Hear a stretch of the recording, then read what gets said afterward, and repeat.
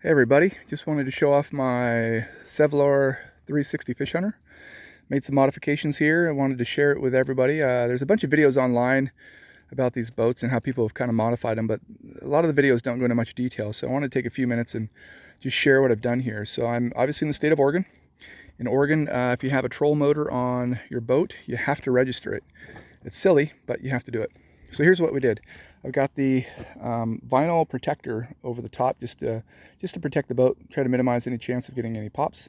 Got a deep cycle battery with 105 amp hours. That should run me about 5 hours of trolling time with medium thrust. Built these little benches to sit on, and when I did this, I tested it out and found that you really do need to put some kind of a support underneath so that the weight isn't on the sides of the boat. It's a little more comfortable because otherwise the seats sag down and you're too low basically. I built this this floor, and it's in 3 pieces. It's on hinges that allow it to fold up so it's smaller. I like it, but the hinges also flex, so sometimes it doesn't feel like it's as solid as you want, but it's definitely better than not having anything in there. Made a bench for the back seat. For this one, I put supports in there as well. It's a little taller at the back, so it's a 10-inch support versus a 9-inch support. On these chairs, I also put in some Scotty rod holders, both sides, on the back. And then I also have a Garmin Striker 4 fish finder that I've got hooked up here. I just got that installed, going to try it out today. So the transom for this boat is, you can go and buy one off of the, Sevylor, but what they sell is pretty cheap and flimsy, and the reviews are not very good. So what I opted to do is to take some wooden dowels.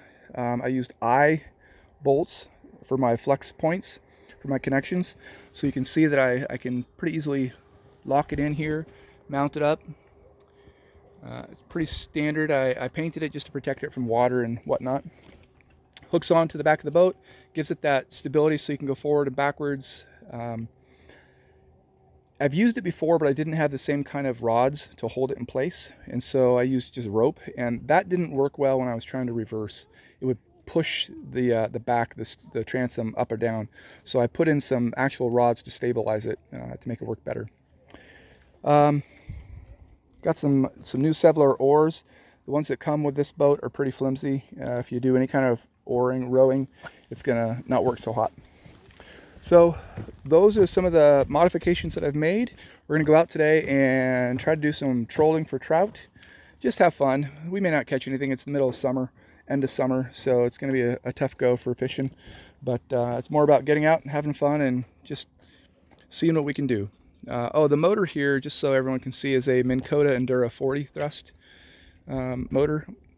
It'll push this boat pretty well, so there's no problems with that.